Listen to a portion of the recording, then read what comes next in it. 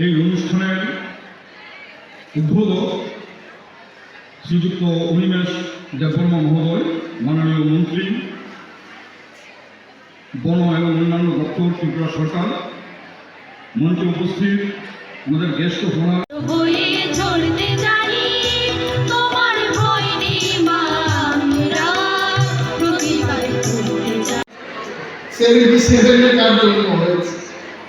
তো এই যে বিষয়টা যে 25শে জুন 1975 দেশের মধ্যে জরুরি আইন ঘোষণা করলো, কি হয়েছে জানেন আপনারা? আমি খুব বেশি দূরে যাব না, 1 লক্ষের উপর, সারা দেশে 1 লক্ষের উপর নেতা, বিজনেসম্যান যারা ইন্দিরা গান্ধীজির বিরুদ্ধে ছিলেন তাদের কোনো কথা নাই।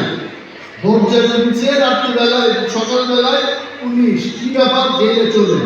কারণ আপনি দেশের বিরুদ্ধে, আপনি যদি বাড়িতে থাকেন এই দেশের অনেক থ্রেট হতে পারে।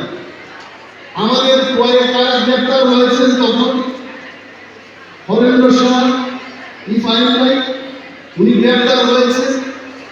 চোপড়া ব্রাদার্সের মালিক, উনি গ্রেপ্তার হয়েছেন।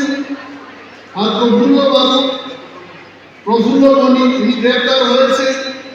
সুদীপ রায় বর্মনের পিতা সমীর বর্মন, উনি গ্রেপ্তার হয়েছে।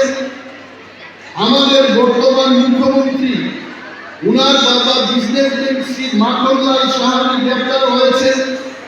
কোনো কথাই নেই, সারা দেশের মধ্যে 1 লক্ষের উপরে, জেপি বলেন, নাড্ডাজি বলেন, বললেন তো অনেকগুলো নাম, কেউ রেহাই পাননি, সব জেল।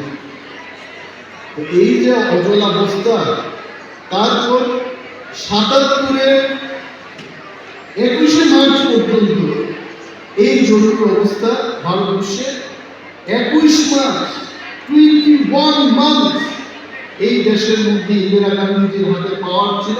আর ওনার ছেলে সঞ্জয় গান্ধীর অবস্থা তো বলে আর লাভ নেই।